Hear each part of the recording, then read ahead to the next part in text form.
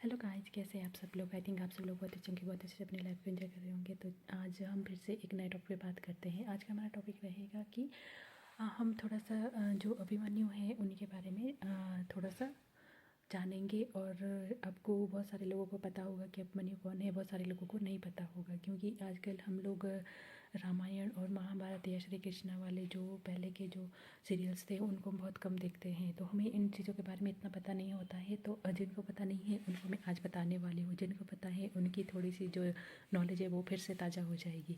तो हम आज की वीडियो को स्टार्ट करते हैं। आपको पता ही होगा कि जो भगवान श्री कृष्ण की एक सिस्टर थी जिनका नाम उत्तरा था, और उत्तरा जो है देवकी माता की पुत्री थी, और भगवान श्री कृष्ण और बलराम की बहन थी। तो वो उनकी बहुत ज़्यादा, क्योंकि वो उनकी लाडली बहन थी, ये तो सबको पता ही है कि उनकी बहन थी, तो मतलब वो उनकी बहुत ज़्यादा प्यारी थी। तो वो इसका विवाह किसी ऐसे के साथ करना चाहते थे जो उनको प्रिय हो, जो उनके लायक हो। तो फिर उन्होंने सोचा कि क्यों ना हम जो है इसका विवाह अर्जुन के साथ करा दे। तो फिर अर्जुन की तो पहले से पत्नी थी, मतलब वो तो द्रौपदी थी, क्योंकि द्रौपदी तो पांचों की पत्नी थी। वो द्रौपदी जो है उनको पांचाली कहा जाता है, क्योंकि वो पांचों जो पांडव थे उनकी पांचों की पत्नी थी। वो कैसे हुआ वो भी मैं आपको बताऊंगी, क्योंकि जब वो वनवास गए थे, जब उनको वनवास हुआ था तब उनके साथ द्रौपदी नहीं थी, तब उनके साथ कुंती माता थी और 5 भाई थे।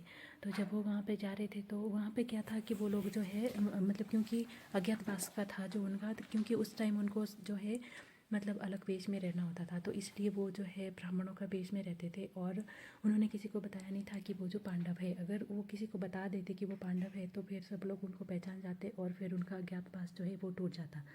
तो अज्ञातवास से उनको कैसे मिला इस बारे में मैं फिर किसी वीडियो में बात करूँगी।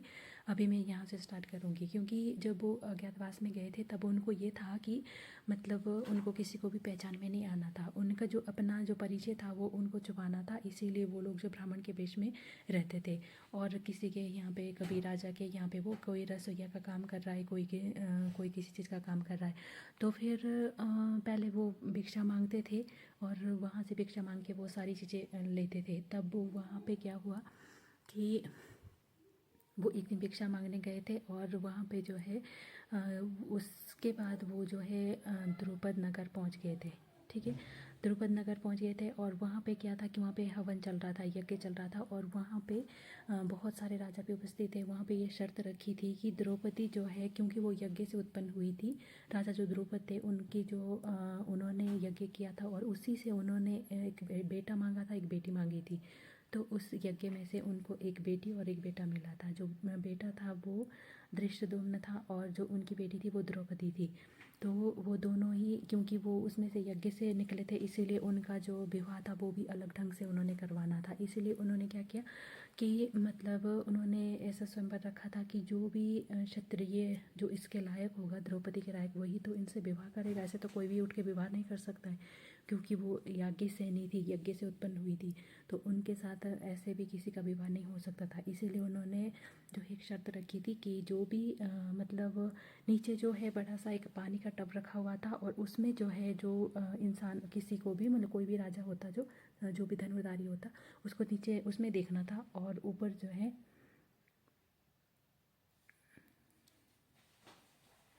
ऊपर जो है उन द्रौपदी जो है वो यज्ञ से नहीं थी, मतलब कि यज्ञ से का मतलब होता है कि वो यज्ञ से उत्पन्न हुई थी। तो फिर उनका किसी भी साधारण राजा के साथ तो उनका विवाह नहीं हो सकता था। जो भी उनसे विवाह करता वो उसमें कुछ तो खास बात होनी चाहिए थी। इसीलिए जो है सब उन्होंने जो है वो वाली शर्त रखी थी कि जो भी मछली की आँख को भेद पाएगा, अपनी नज़र को नीचे झुकाते हुए बिना देखे हुए मछली की आँख में जो तीर लगाएगा, वो उसी से जो है वो द्रौपदी विवाह करती। तो उसमें क्या हुआ कि अर्जुन, क्योंकि अर्जुन और वो सब भी वहाँ पे गए, क्योंकि वो तो भेष बदल के गए थे। लेकिन जब सारे राजा जब वहाँ से हार गए थे, पहले तो कोई भी राजा उस धनुष को ही नहीं उठा पा रहे थे जो वहाँ पे धनुष रखा हुआ था। लेकिन फिर ये था कि कर्ण ने उस धनुष को उठा लिया था। तो फिर क्योंकि कर्ण कोई राजा नहीं था ना, किसी देश का राजा नहीं था, क्योंकि सब उसको सूतपुत्र कहते थे। इसीलिए जो है उन्होंने, द्रौपदी ने उसको मना किया कि तुम जो है इसमें तुम ये निशान नहीं लगाओगे क्योंकि मैं तुमसे शादी नहीं कर सकती, तुम सूत पुत्र हो और तुम कोई राजा नहीं हो। हालांकि उसको दुर्योधन ने एक राज्य दिया था और वहाँ का राज्य उसको बना दिया था, लेकिन फिर भी उसके नाम के आगे जो सूतपुत्र, जो सूत का जो नाम था तो वो जुड़ा हुआ था, इसीलिए कोई भी उसको जो है मतलब उसको कोई भी क्षत्रिय नहीं बोलता था, सब लोग उसको सूतपुत्र ही बोलते थे।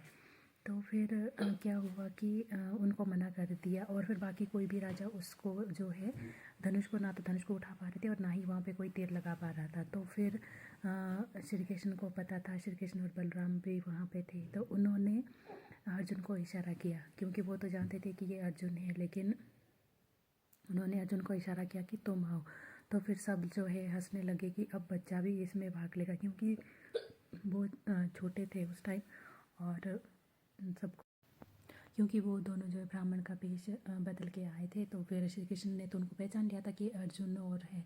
तो श्री कृष्ण ने उनको इशारा किया कि तुम जाओ वहाँ पे, क्योंकि वो बहुत ज़्यादा अच्छे धनुर्धारी थे ना अर्जुन। तो फिर वो वहाँ पे चले गए और उन्होंने धनुष भी उठा लिया। पहले तो सब राजाओं ने मना कर दिया, फिर उन्होंने कहा कि नहीं, तुम्हें सबको मौका मिलना चाहिए। तो फिर उन्होंने श्री कृष्ण से भी पूछा कि क्या इसको मौका देना चाहिए, तो उन्होंने कहा कि हाँ, सबको मौका मिलना चाहिए और वो भी युवक हैं और उनको हर चीज़ का ज्ञान है, अगर उनको अपना कौशल आजमाने का हक तो मिलना चाहिए। तो फिर कहीं ना कहीं द्रौपदी को भी पता चल गया था कि ये अर्जुन ही है और फिर वो भी खुश हो गई थी। तो फिर क्योंकि उन्होंने देख लिया था कि श्री कृष्ण ने जो है उनको इशारा किया, तो वो समझ गई थी कि ये अर्जुन ही है, क्योंकि श्री कृष्ण के जो प्रिय हैं वो अर्जुन ही थे।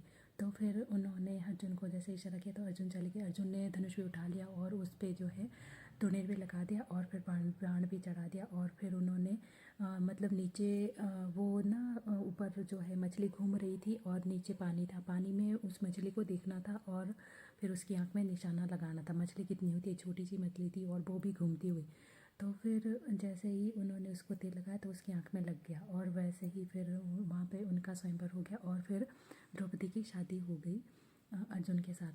तो फिर उन्होंने फिर वो घर चले गए और क्योंकि वो ब्राह्मण के वेश में ही थे, उनको जो भी मिला वो सब भी ले गए, लेकिन वो रोज़ ऐसे ही बोलते थे कि माँ, हम भिक्षा में आज क्या हम कुछ भी लाए, जो भी लाए, जो भी वो लेके आते थे तो वो बता देते थे। तो उस दिन वो लेके आए, फिर उन्होंने कहा कि माँ आज देखो हम आज क्या लाए भिक्षा में। तो माँ ने उनको कहा कि जो भी लाए वो बराबर पाँचों भाई बांट लेना। और वो ऐसे ही रोज़ ऐसे ही बोलते थे, तो उस दिन भी उन्होंने ऐसे ही बोल दिया और फिर वो बहुत ज़्यादा परेशान हो गए, अभी इनको कैसे बांटे, क्योंकि वो तो अर्जुन की पत्नी थी, उनकी शादी उनके साथ हो गई थी। तो क्योंकि उस टाइम इतना ज़्यादा वो था कि मतलब माँ के बच्चों का मोल था, तो फिर उन्होंने जो बोल दिया, एक बार तो बोल दिया, तो फिर तभी से वो उनका नाम पांचाली पड़ गया। और फिर वो जो है उनके पांचों पति हो गए, क्योंकि उनको माँ ने बोल दिया था कि तुम्हें जो है इनको बराबर बांटना है आपस में। तो फिर अब उनको बांट नहीं सकते थे, इसीलिए पांचों को उनके पति रख दिया और फिर वो पांचाली के नाम से जो है उनका नाम पड़ गया।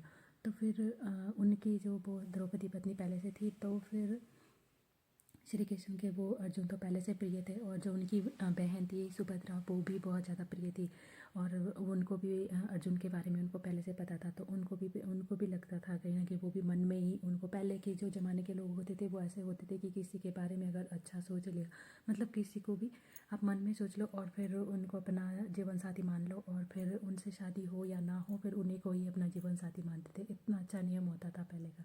कितना कुछ सीखने को मिलता है अगर हम ये सारी चीज़ें सुनते हैं, देखते हैं, तो बहुत सारी चीज़ें सीखने को मिलती हैं। और फिर वहाँ पे तब उनकी जो है फिर वो उन्होंने क्या किया कि उन दोनों को ही शिकार पे भेज दिया, मतलब वो अपने अपने इससे ही शिकार खेलने चले गए, अर्जुन भी चले गए और सुभद्रा भी चली गई। तो फिर वहाँ पे उन दोनों ने ही एक सुअर को मारा था, जंगली सुअर को, और फिर दोनों ही उस पर लड़ने लगे। तो फिर उनको, अर्जुन को पता चला कि ये ही सुभद्रा है, तो उन्होंने वो दे दिया था उनको। और फिर उसके बाद क्या हुआ कि वो जैसे वो घर आए तो वहाँ पे पागल हाथी ने जो है सुभद्रा को अपने उसमें से मतलब रथ से गिरा दिया था और उनका रथ तोड़ने वाले थे। तो वहाँ पे भी अर्जुन ने उनको बचाया था। और तब वो जैसे ही वो वहाँ पे घर चले गए अपने घर, श्री कृष्ण को घर, तब उन्होंने बताया, तब वहाँ पे उनकी मुलाकात है, तब उन्होंने देखा कि ये अर्जुन है। फिर उसके बाद उनका विवाह हो गया था और जब उनका विवाह हुआ तो उसके बाद जो उनका जो पुत्र था वही था अभिमन्यु। अभिमन्यु सुभद्रा का पुत्र था और अर्जुन ने जो है अभिमन्यु मतलब सुभद्रा को चक्रव्यूह भेदने का जो है वो रास्ता बताया था। अंदर जाने का चक्रव्यूह होता था पहले युद्ध के लिए, तो अगर उसमें अंदर जाते थे तो फिर बाहर आने का भी उसमें रास्ता होना चाहिए था, तभी जाके उसे बाहर निकल पाते थे। नहीं तो फिर जो भी उसमें जाता तो वो उसी में ही फिर वो कभी भी वापस नहीं आ सकता था। अब वो जो अभिमन्यु था वो इतना ज़्यादा बुद्धिमान, इतने ज़्यादा तीव्र बुद्धि के थे, जो कि उन्होंने अपनी माँ के पेट में ही वो सारी चीज़ें सुन ली थी और उनको वो सारा ज्ञान था। क्योंकि उसके बाद फिर बाहर आने का जब वो बता रहे थे तब जो सुभद्रा सो गई थी, तो फिर उनको वो सुनाई नहीं दिया, क्योंकि फिर उनके कान से ही वो सुन रहे थे ना। तो जैसे ही सुभद्रा सोई तो उनको कुछ सुनाई नहीं दिया, तो फिर उनको बाहर चक्रव्यूह से बाहर आने के बारे में उनको पता नहीं था। तो जब महाभारत का युद्ध हुआ तब उन्होंने चक्रव्यूह रचा, और क्योंकि उसका जो पता था वो सिर्फ अर्जुन को ही था, और अर्जुन को किसी दूसरे के योद्धा के साथ जो उनको बहुत दूर ले गए थे वहाँ से, और उन्होंने सोचा कि अब सारे पांडवों का अंत हम यहीं पे करेंगे, क्योंकि किसी को भी पता नहीं है कि चक्रव्यूह में कैसे जाना होता है और ना ही उनको बाहर आने का पता होता है। तो फिर उन्होंने क्या किया कि उसमें अभिमन्यु ने कहा कि मुझे आता है, मैं जानता हूँ, मुझे बाहर आने का रास्ता पता नहीं है, लेकिन बाहर मैं किसी न किसी तरह से आ जाऊँगा, बस मुझे अंदर जाने का पता है कि उसको कैसे भेजते हैं। तो फिर वो अंदर चले गए। जैसे ही चक्रव्यूह में अंदर चले गए तो फिर दूसरे युधिष्ठिर, भीम, नकुल, सहदेव वो सब भी उनके साथ जाने वाले थे, लेकिन उन्होंने युद्ध में ही उलझा दिया बाहर, और फिर उनको अंदर नहीं जाने दिया। और अंदर जो थे दुर्योधन, दुशासन और द्रोण, आचार्य द्रोण, और बहुत सारे जितने भी बड़े बड़े उनके जो भी थे ना, सारे कौरवों के सारे बड़े लोग जो थे सब मिलके, और उसमें वो भी था, क्या नाम बोलते उसको, कर्ण, सब थे, शकुनी, सब ने उसको बहुत ज़्यादा मारा, इतना ज़्यादा मारा ना कि सब ने, और बहुत ही ज़्यादा। तो मतलब उन्होंने अधर्म से उसको मारा बहुत ज़्यादा, और फिर उसके बाद वो बाहर आ गए। बस मतलब उन्होंने खुद की जान दे दी, लेकिन बाकी सबको बचा लिया था। बाकी सारे जो पांडव थे वो बच गए थे, क्योंकि फिर उसके बाद उनको अंदर ही नहीं जाने दिया। और जब तक वो अंदर गए तब उन्होंने जब उनका अंतिम समय आया तब उन्होंने ज़ोर से आवाज़ लगाई पिताश्री, और तब उनको अर्जुन को सुनाई दी, और वो वहाँ से वापस आ गए। और फिर देखा उन्होंने, तब उनको पता चला कि जो अभिमन्यु हैं उनकी मृत्यु हो चुकी है, और वो बहुत ज़्यादा परेशान हो गए थे। उसके बाद तो उनमें आग लग गई थी। और ऐसा क्यों हुआ? क्योंकि उनको भगवान भी बचा सकते थे, श्री कृष्ण को पता था कि वो उनकी मृत्यु होने वाली है।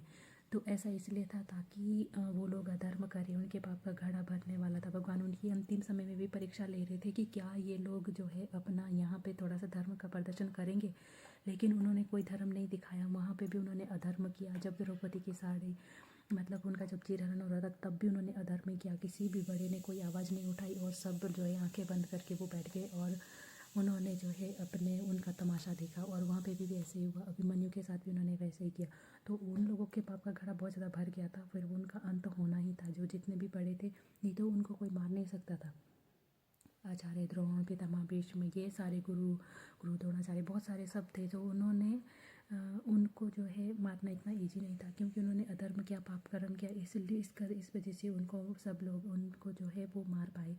और क्योंकि वो बहुत ज़्यादा शक्तिशाली थे। तो यही बात होती है कि वहाँ पे जो है उन सब के लिए भगवान ने एक उदाहरण सेट किया, मतलब सबके लिए भी, कि जब तुम अधर्म करते हो तो तुम चाहे कितने शक्तिशाली हो, फिर तुम्हारा अंत होने से कोई नहीं रोक सकता है।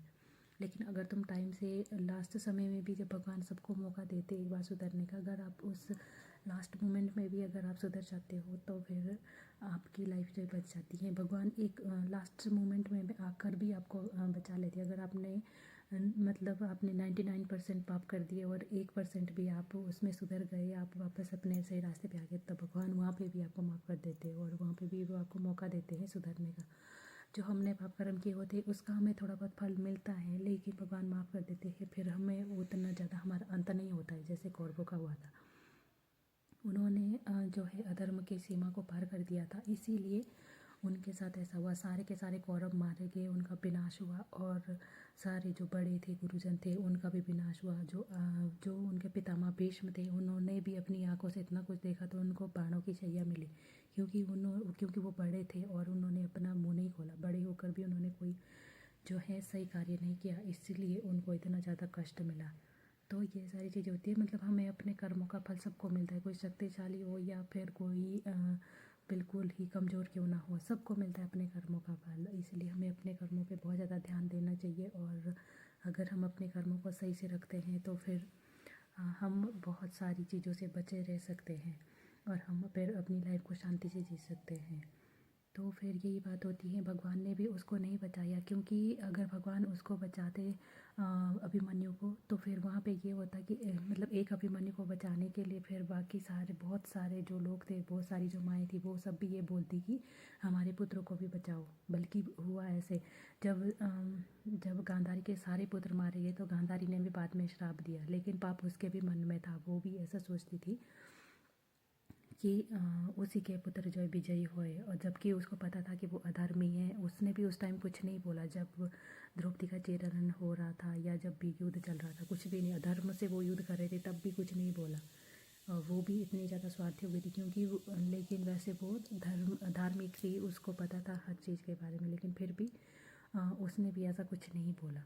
तो ये सारी चीज़ें होती हैं, इसीलिए कभी होता है कि भगवान ने एक अभिमन्यु का त्याग करके, वो तो इतने टाइम के लिए ही आए थे, उनका इतने टाइम के लिए था, उसमें इतना ही रोल था। वो भी कोई देवता ही होंगे जो भी आते हैं, जब भी कोई पाप बढ़ता है और धरती पर जब भी कोई उसका अंत करने के लिए आते, तो वो देवता ही होते हैं, भगवान होते हैं, और किसी न किसी मतलब इंसान के रूप में वो आते हैं, और फिर यहाँ पे अपना काम करके फिर वो यहाँ से चले जाते हैं। जितने टाइम तक उनका अपना रोल होता है, वो उतने टाइम के लिए आते हैं और फिर उसके बाद चले जाते हैं।